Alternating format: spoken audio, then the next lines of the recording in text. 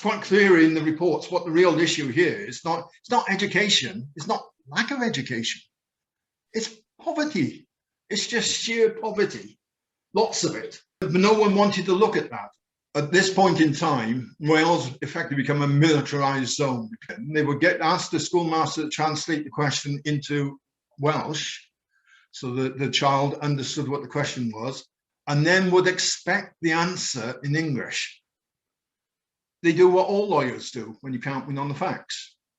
You attack the integrity and the character of the other side. You get the next one. The Welsh peasantry are better able to read and write in their own language than the same classes in England. It was quite simply because the Welsh saw it quite rightly as the Welsh against the English.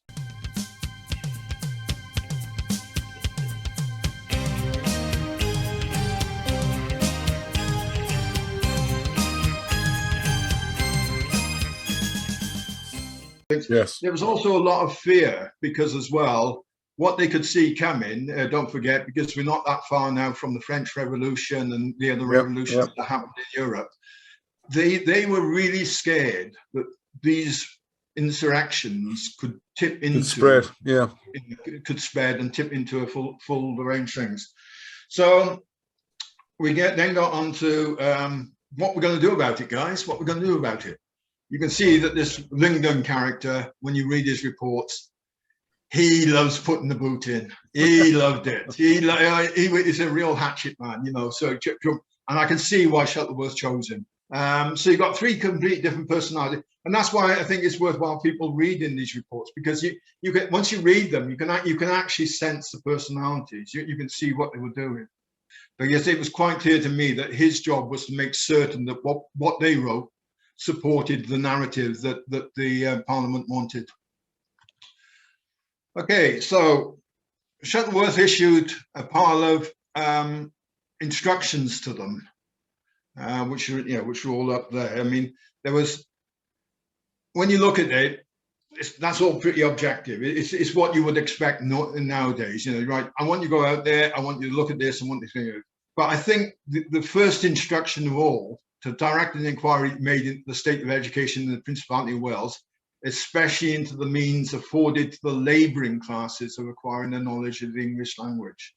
They did not, the original intent was that they were supposed to go to all the schools in Wales. They didn't go to any of the schools that the gentry or the landed classes sent their kids to, because the assumption was made, those are all fine. They're fine, they're on message, There'd be nothing wrong with them. Okay, so the final report was submitted in 1847 in the 3 volumes, nearly 1,300 pages of it. And reading it, you could see that the commissioners, all of them, even Ralph, all of them were shocked, totally shocked, absolutely shocked at what they saw. The abject poverty, the squalid housing conditions, poor standard of hygiene, merciless exploitation by employers, widespread unemployment, dilapidated school buildings, lack of apparatus, no textbooks, abysmal teaching standards, widespread drunkenness, and much immoral behaviour, in particular the perceived high promiscuity and wantonness of the Welsh women. And they saw all of that, and it shocked them. And when you look at it, if they went to England at that time, I don't think they would have seen any difference if they went to rural areas in England. But you've got to remember, these guys are all upper middle class. If they ever went to the countryside, it was to someone's country's house, servants and things like that. They didn't see any of this squalidness. All they saw was nice tenured gardens, acres of lawn. They wouldn't have seen it. So good point. It's just poverty they're being exposed to, perhaps. Yeah, it was poverty, and I say they were all shocked by that. They were all shocked by it. But at least 2 of them were really surprised at the high standard of Welsh literacy and native intelligence. They were surprised at the highly successful nonconformist Sunday schools, and the fact that the Welsh in general were much more law-abiding when compared to the English. Now, all of these things are there in the report, but nobody has ever focused on these things. So they discovered that the people there's very high literacy levels. Yeah. There's good levels of intelligence. They're Yeah. law abiding. Yeah. But they still produce a report damning the whole thing as yes. drunken whatever. Yeah. Yeah. But yeah. I'm cynical to believe that the inquiry, it was written before, the report, Yes. the conclusion of the report before you go out. So that's the report then as issued, the start of it. And then we come on to the reports themselves, what's in them. You would see the thing. They always seem to me better dressed on Sunday than the same classes in England. Hey, hang on a minute. Big tick there, guys, so everything's not that bad in Wales, is it? Not in rags all the time, yeah. And then I could just comment on the clothes, but they don't realise if you've got a tough physical job or you work in a mine or a steelworks or something, you don't be wearing your nice clothes because they last 5 minutes. No, exactly. Yeah. And again, they use their own statistics there to show that crime, it's not just one there. There's a couple of analyses like that done now, where they're showing that the crimes are more numerous in Herefordshire, i.e. in England, than in Raneshire, Breconshire, and 5 times more so than Cardiganshire. In general, the Welsh were law-abiding. You get the next one. The Welsh peasantry are better able to read and write in their own language than the same classes in England. So, now, that's evidence in there. And that comes out not just once. That's not just one statement in there. That comes out all over in the 3 reports that they were surprised at how educated the people were in their own language. And this is where part of the survey was taken into disrepute. They would go into schools and they started off with Welsh translators, and somewhere along the line they lost their Welsh translators on their tour. I don't know whether they were not paying them enough or whether the Welsh guys decided to quit, but they lost their Welsh translators. But they would go into schools and ask a question. They would ask the schoolmaster to translate the question into Welsh so that the child understood what the question was, and then would expect the answer in English. And they didn't do then the double check then of, right, I've given you the question in Welsh, give me the answer in Welsh, and let the teacher translate. So let's see whether you actually know what I'm asking. And they were asking general questions, geography. Do you know where Manchester is, or do you know what the capital of the country is? And they were asking these questions, but because the kids couldn't answer in English, all right, you don't get a star for that one, son. You got a big red cross. Now the big shock for me, if you look down at the bottom, is the Welsh Not.